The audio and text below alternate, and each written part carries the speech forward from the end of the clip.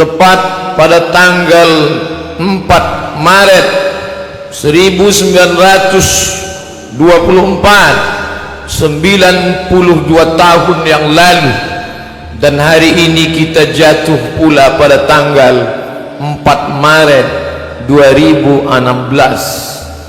Ada apa dengan 4 Maret? 4 Maret adalah hari pertama Kesultanan Turki Utsmani tidak lagi dipimpin oleh seorang khalifah, karena pada hari sebelumnya tanggal 3 Maret disitulah dilucut segala kekuasaan khilafah Islamiyah dari Sultan Turki terakhir.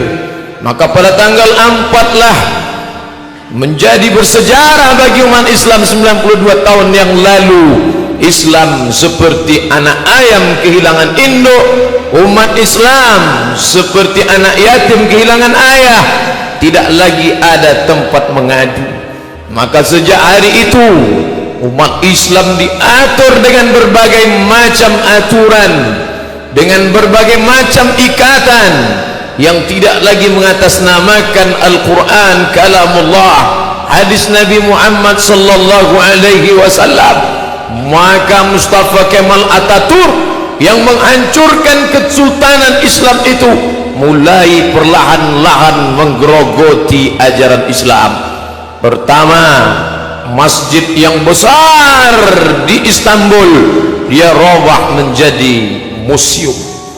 Masjid itu dengan tetesan darah dibebaskan dari tangan orang kafir.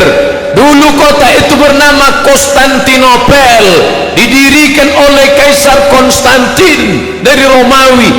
Direbut seorang panglima Islam yang namanya sama seperti nama Sayyidina Muhammad sallallahu alaihi wasallam. Nabi berjanji, la taftahunnal Konstantiniyah, kalian akan menguasai Konstantinopel. 1000 tahun sebelum itu dikuasai, Nabi sudah memberikan gambar gembira, kalian akan menguasai Konstantinopel. Orang-orang kafir saat itu tersenyum, ini Nabi gila, tukang sihir, majnun, kadzab, pendusta. Dari mana orang Arab Badui yang buta huruf tidak dapat membaca ini mengatakan akan menguasai Konstantinopel? Ternyata ada seorang tua setiap petang memandikan anaknya di seberang sungai. Dia tunjuk ke seberang, wahai anakku, nanti kelak kau akan menjadi seorang yang dewasa, kau akan menjadi panglima perang, dan kau akan menguasai Konstantinopel. Janji nabimu, wahai anakku, anakku, nabimu 1000 tahun yang lalu sudah berjanji bahwa kau akan membebaskan Konstantinopel. Maka dirobahnya nama itu dengan nama Istanbul, dialah Muhammad Al-Fatih. Tapi ternyata Mustafa Kemal Atatürk mengkhianati itu, dia robah masjid besar itu menjadi museum. Lalu kemudian bahasa Arab dia larang, ada yang boleh berbahasa Arab. Lalu kemudian pengeras suara dia larang, tidak ada yang boleh. Kelompok-kelompok umat Islam dihapuskan, tarekat-tarekat tempat berzikir dihancurkan, perempuan-perempuan berjilbab dilarang, bahkan digalakkan memakai rok pendek karena Eropa sudah menjadi kiblat, tidak lagi ke Ka'bah Al-Musharrafah, tidak lagi ke Makkah Al-Mukarramah. Cara pakai orang Eropa, cara hidup orang Eropa, betul kata Allah, lan tanalul birra hatta tunfiqu mimma tuhibbun, kau tidak akan mendapatkan kebaikan sampai kau berikan apa yang kau sayangi. Muhammad Al-Fatih, anak tersayang, diwakafkan ayahnya untuk agama Allah, mendapatkan kemuliaan. Tapi begitu juga dengan orang kafir satu ini, hidupnya dia wakafkan untuk kesalahan, untuk dosa, dan dia merusak yang sudah dibina, dibangun oleh para pendahulunya. Akhirnya seluruh negeri-negeri Islam hancur seperti yang dikatakan Nabi, la yusikanna, aku khawatirkan tak lama lagi masanya kalian akan seperti makanan di atas meja makan, satu menarik kepalanya, yang satu menarik ekornya, yang yang satu menyobek paha dadanya, semuanya merebut. Sahabat bertanya, "Atillatun nahnu yawma idzin ya Rasulullah?" Apakah jumlah kami waktu itu sedikit wahai Rasulullah? Bal antum katsirun, kalian banyak, kalian ramai. Lakinnakum ghusaa'un ka ghusa'is sail, tapi kalian seperti buih di tengah lautan, dipukul ombak dihempas gelombang. Itu terjadi pada tahun 1924, hampir seabad yang lalu. Sejak itulah Yahudi berani.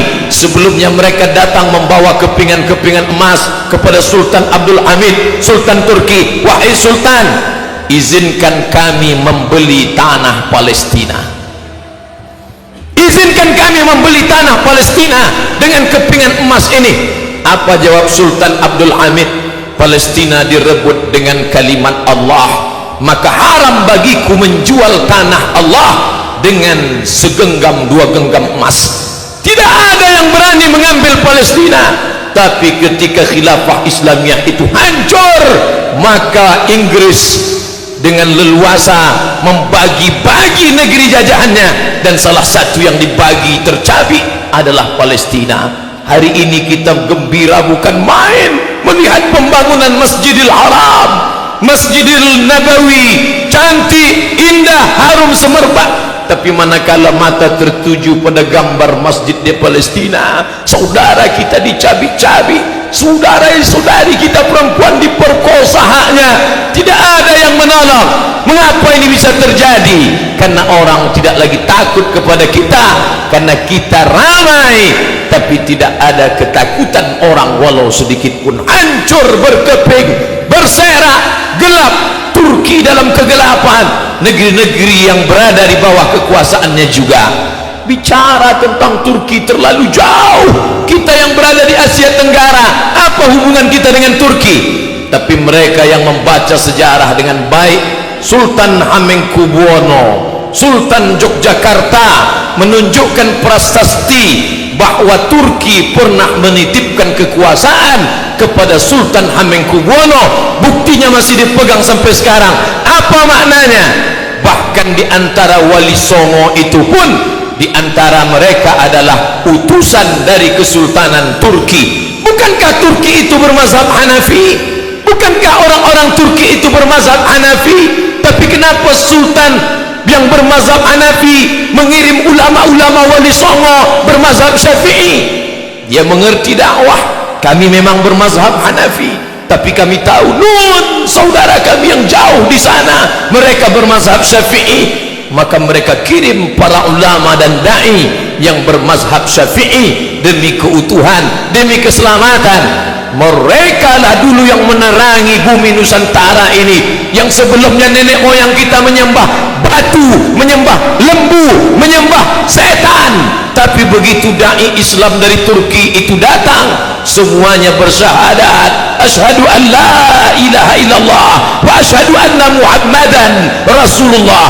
Maka kejatuhan Turki juga ikut menjadi keruntuhan kita. Apakah malam tak berakhir? Tak tampakkah cahaya? Ternyata di tengah gelapnya sekularisme, di tengah gelapnya westernisasi kebarat-baratan, dalam kekuasaan Islam kalah, dalam politik Islam jatuh, dalam ekonomi berkeping.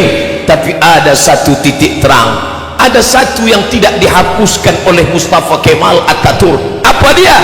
Madrasah Imam wa Khatib. 1924 masjid tidak lagi ramai, khamar dihalalkan, perjudian, prostitusi, pakaian pendek, semuanya merajalela. Tapi ada satu yang tidak dapat dihapuskan, Madrasah Imam wa Khatib. Ada sekolah khusus untuk imam dan khatib. Pelan tapi pasti.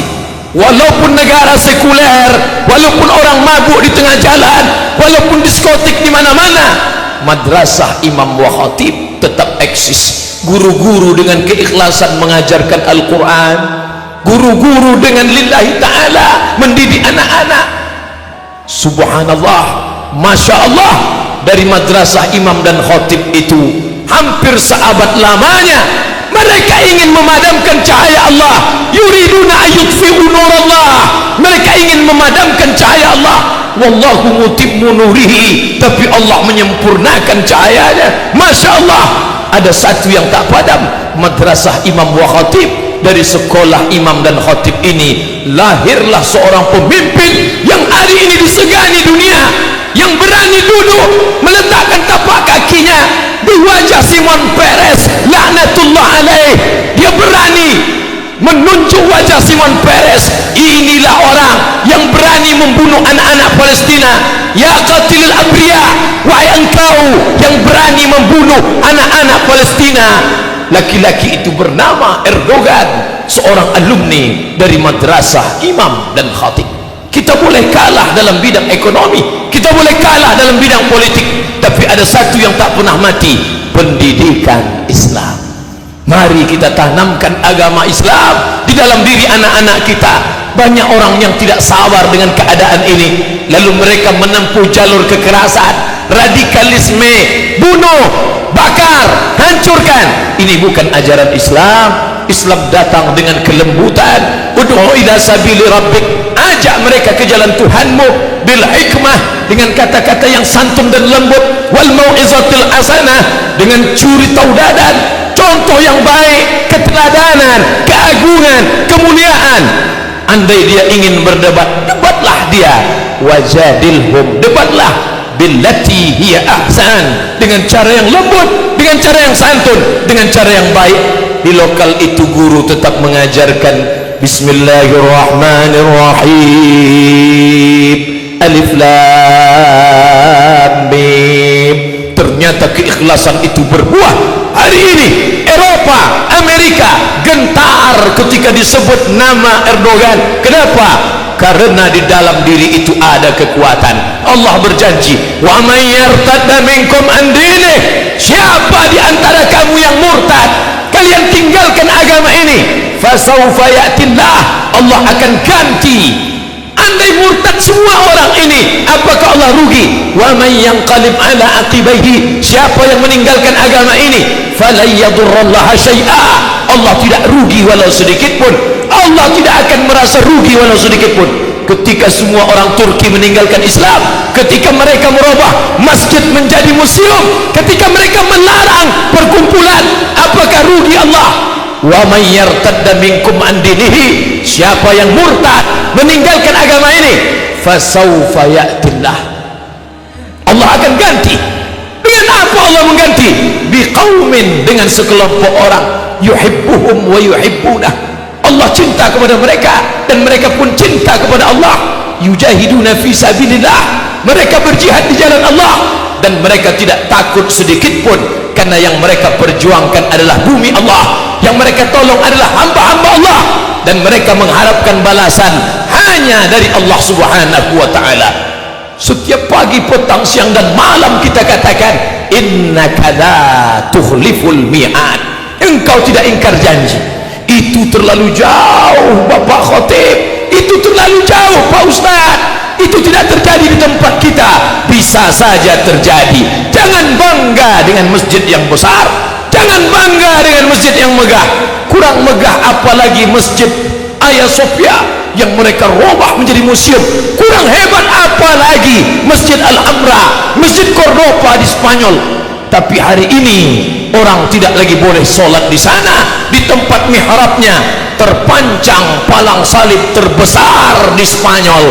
Itu terjadi di mana saja. Kalau tidak kita wariskan agama Islam ini untuk anak cucu kita di masa akan datang, apa yang terjadi di Turki bisa juga terjadi. Embrio-embrionya, bibit-bibitnya sudah nampak hari ini. Negeri Islam lebih 80% Muslim, raksasa. Tapi raksasa itu pengecut. Orang tidak lagi takut pada raksasa itu. Dengan menantang, mereka berani mencalonkan diri sebagai kepala daerah di negeri markas Islam, di negeri pusat Islam, di negeri simbol Islam. Apa artinya? Tidak lagi ada ketakutan kepada umat Islam. Umat Islam bisa dibeli dengan materi. Asabakumul wahnu, kalian terkena penyakit wahan, kalian kena penyakit wahan. Sahabat bertanya, wa mal wahnu ya Rasulullah, apa wahan itu wahai Rasulullah? Rasul menjawab, hubbud dunya, hubbud dunya, kalian terlalu cinta pada dunia, wa karahiyatul maut, kalian takut mati, kalian takut meninggalkan dunia. Maka itulah yang membuat umat ini tidak dihargai. Musuh-musuh bisa membeli iman kita, membeli baju kita, membeli akidah kita. Islam KTP-nya, Islam bapak ibunya, tapi imannya sudah dibeli orang lain. Suaranya dibeli dengan harga 500.000, dengan 50.000 serangan fajar. Mereka tersenyum. Orang yang tidak mandi wajib dan tidak bersunat itu berani menjadi pemimpin kita. Maka Islam tidak mengajarkan itu. Barakallahu li wa lakum fil Qur'anil azim wa nafa'ani wa iyyakum bima fihi minal ayati wa dzikril hakim wa taqabbala minni wa minkum tilawatahu innahu huwal ghafurur rahim. Allahumma salli wa sallim wa zid wa an'im wa tafaddal wa barik li jalalika wa kamalika ala ashrafi ibadik سيدنا ومولانا محمد وعن كل الصحابة أجمعين. الحمد لله والصلاة والسلام على رسول الله سيدنا ومولانا محمد ابن عبد الله وعلى آله وصحبه ومن دعا بدعوته واستنى بسنته إلى يوم لقاء ربه وبعد.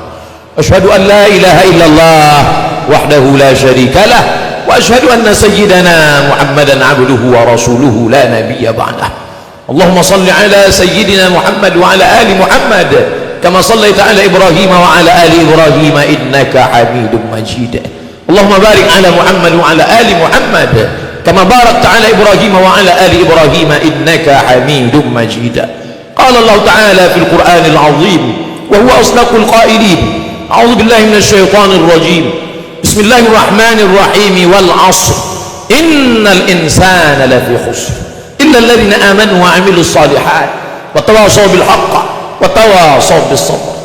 وقال تعالى في آية أخرى: إن الله وملائكته يصلون على النبي يا أيها الذين آمنوا صلوا عليه وسلموا تسليما. اللهم اغفر للمسلمين والمسلمات والمؤمنين والمؤمنات الأحياء منهم والأموات برحمتك يا أرحم الراحمين. اللهم أكرمنا ولا تهنا واعطنا ولا تحرمنا. اللهم ادفع عنا الغلاء والوباء والفحشاء والربا والزنا والمنكر ما ظهر منها وما بطن من بلدنا هذا خاصة ومن بلدان المسلمين عامة. اللهم انصر إخواننا المجاهدين في مصر وفي سوريا وفي روهينيا وفي كل مكان ومن مشارق الأرض إلى مغاربها. لا تدع لنا ذنبا إلا غفرته ولا هما إلا فرجته ولا دينا إلا قضيته ولا مسافرا إلا وصلته ولا مريضا إلا شفيته ولا ميتا إلا رحمته ولا حاجة من حوائج الدنيا والآخرة لك رضا ولنا فيها صلاح إلا قضيتها ويسرتها يا أكرم الأكرمين. ولا تسلط علينا من لا يخافك ولا يرحمنا ولا تسلط علينا من لا يخافك ولا يرحمنا ولا تسلط علينا من لا يخافك ولا يرحمنا. عباد الله، أوصيكم ونفسي بتقوى الله وطاعته فقد فاز المتقون. إن الله يأمر بالعدل والإحسان وإيتاء ذي القربى وينهى عن الفحشاء والمنكر والبغي يعظكم لعلكم تذكرون. فاذكروا الله العظيم يذكركم واسألوه من فضله يعطكم ولذكر الله أكبر والله يعلم ما تصنعون. أقم الصلاة.